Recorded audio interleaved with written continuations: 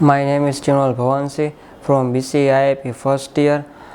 આજે આપણે UHVLનો જે સેમિનાર હતો એમનો ફીડબેક આપની સમક્ષ હું રજૂ કરવા માગું છું. આ સેમિનાર ભર્યા પહેલાં મારી જે સ્થિતિ હતી, ધારો કે હું ત્યાં નાની વાતમાં બહુ ઇરિટેટ થતો હતો. મારા મમ્મી પપ્પા મને જે મને કહેતા મને એમ થતું કે આ લોકો શું એમ મારા પ્રત્યે આટલી બધી કેમ કેર છે. એ વાતમાં નાની વાતમાં બહુ ઇરિટેશન મને ફીલ થતું.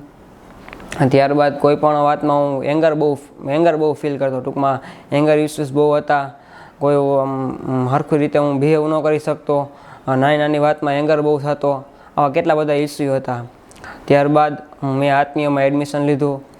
થોડાક દિવસમાં અમારા HVHLના જે હતા એ લેક્ચર સ્ટાર્ટ થયા. એમાંથી અમને થોડું શીખવા મળ્યું.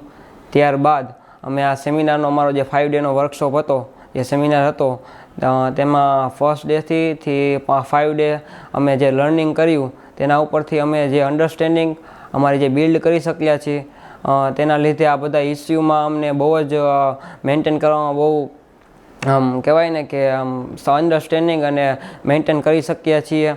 હવે અમને જે સમજ આવી કે પહેલાં જે અમારા માતા પિતા કે કોઈ પણ આપણા રિલેટિવ આપણને જે વાત કહેતા હોય એ આપણા સારા માટે, આપણા પોતાના માટે કહેતા હોય. આપણે આપણું કરિયર બિલ્ડ કરી શકીએ, આપણે સારા વર્તાવ કરી શકીએ, એ રીતે આપણને કહેતા હોય. પણ આપણને એમ થાય કે આ લોકો શું નાની વાતમાં આપણને આટલું બધું કહે છે. પણ ના, હવે સમજાણું. સરે બહુ સરસ વાત કરી કે તમે તમારા માતા પિતાનો તમે આમ ટૂંકમાં એનો જે અટેન્ડન્સ છે એ જુઓ કે તમને શા માટે કહે છે. તમારા સારા માટે જ કહેતા હોય. તો એ બધી વાત અમને બહુ સરસ રીતે સમજાવી સરે. પછી આના પહેલાં મારા જીવનમાં જ્યારે 12થનું રિઝલ્ટ આવ્યું ત્યારે હું એક આમ કહેવાય ને કે ડિપ્રેશન ટાઈપમાં વયો ગયો હતો. કારણ કે ત્યારે 12થનું રિઝલ્ટ મારું સારું આવ્યું, પણ મેં જે ગોલ નક્કી કર્યો હતો તે પ્રમાણે હું અચીવ ન કરી શક્યો. મારે 90%ની મારે A1 ગ્રેડ જોતો હતો, એ હું ન મેળવી શક્યો. તેથી હું ડિપ્રેસ ફીલ થતો હતો. અને અત્યાર સુધી એ ફેસમાં મને એમ થતું કે મનમાં કે ના, મેં ન કરી શક્યો. પણ સરે કીધું હતું કે કોઈ પણ વાત તમે ઝાઝા સમય સુધી યાદ રાખશો તો તમને તમારા મનમાં ગૂંચવાય જ રાખશે. એ તમને ગુસ્સો, એંગર ફીલ કે આમ તમને લોસ ફીલ કરાવવાનું જ છે. ત્યારબાદ આ બધી જે વાત હતી એને મેં હરવે સ્ટેપ બાય સ્ટેપ મેં એને ભૂલવાની કોશિશ કરી. પછી અન્ડરસ્ટેન્ડિંગ મેં થોડીક મારી બિલ્ડ કરી. પછી મારો સ્વભાવ એવો હતો કે હું ભણવામાં ફોકસ કરતો, ફેમિલી માટે એવું કાંઈ નહીં. કારણ કે મેં 9th થી 12th સુધી હોસ્ટેલમાં જ લાઈફ બીતાવી છે.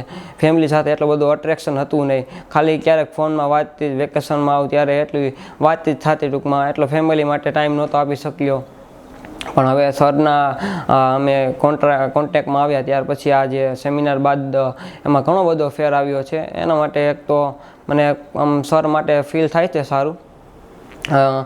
ત્યારબાદ પછી અમે જ્યારે સરે એક વાત કરી કે તમે સેલ્ફ અને બોડી વિશેની જે વાત કરી, એક વાત અમને બહુ જ ટૂંકમાં સારી લાગી. કારણ કે તમારી બોડી તમે પોતાના માટે જીવો, નહીં કે તમારી બોડી માટે. બોડીને તો ફિઝિકલ ફેસિલિટી બહુ ઇમ્પોર્ટન્ટ નથી. એમ તમારી પોતાની જાત, તમારી અન્ડરસ્ટેન્ડિંગ, તમારી જે બિલ્ડ, તમારું જે કેરિયર છે એના કરતાં પણ તમે પોતાની જાતને સમજો એ વધારે ઇમ્પોર્ટન્ટ છે. કારણ કે બોડી દ્વારા તમે સુખ મેળવી શકો, પણ તમે જે પોતાને સમજી જશો, પોતાની જાતને, સેલ્ફને સમજી જશો, તો તમે ઘણું બધું ફિઝિકલ પણ મેળવી શકશો. અને ઓમ પણ કરિયરમાં તો તમે સફળ થઈ જ શકશો. એ બધી વાતથી અમને બહુ જ ટૂંકમાં આમ કહેવાય ને કે સરસ રીતે ફીડબેક કહી શકાય એવો મળ્યો. અને ત્યારબાદ ટૂંકમાં નેચર માટે આપણે શું કરી શકીએ. ટૂંકમાં નાની વાત હોય કોઈ કે ધારો કે વૃક્ષ વાવો, એ બધી સરે વાત કરી. એન્વાયરમેન્ટની બહુ સરસ વાત કરી. પછી ત્યારબાદ સરે આપણો માનવ કેટલા પ્રકારના હોય. તો સરે કીધું એક રાક્ષસ માનવ હોય, પછી એક દિવ્ય માનવ હોય, એક દિવ્ય આત્મા હોય. પછી ભૂત પ્રેતની વાત કરી. એ જે વાતમાં જે આપણે કોઈ દી વિચારી ન શક્યું એવી વાત આમાં આપણે ડિસ્કસ કરી શક્યા સરે. અને હું પહેલેથી જ તેઓ કહેવાય ને કે મને સ્ટેજ ફિયર બહુ, કોઈ સામે બોલી ન શકું, એવી ઘણી બધી ફિલિંગ્સ હતી. કારણ કે હું બોલતો નહીં બહુ પહેલેથી જ, મારે બોલવાનું ઓછું. અને હું બોલતોય નહીં, પણ આમાં સેમિનાર અમે અટેન્ડ કર્યો પછી થોડા ક્વેશ્ચન મનમાં જાગ્યા અને પૂછી શક્યા, કારણ કે સરનો નેચર બહુ સારો કે એમ તમે પૂછી શકો, જવાબ એ પૂરેપૂરી આપવાની કોશિશ કરે, તમને સેટિસ્ફાય થાય આન્સરથી. એ રીતે સર તમને આન્સર આપે.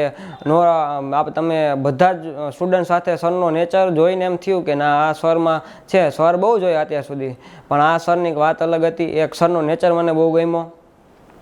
ત્યારબાદ આવી નાની નાની વાત જે તમે લાઈફથી તમે એન્વાયરમેન્ટનું રક્ષણ કરી શકો તો એ વાત પણ બહુ ગમી.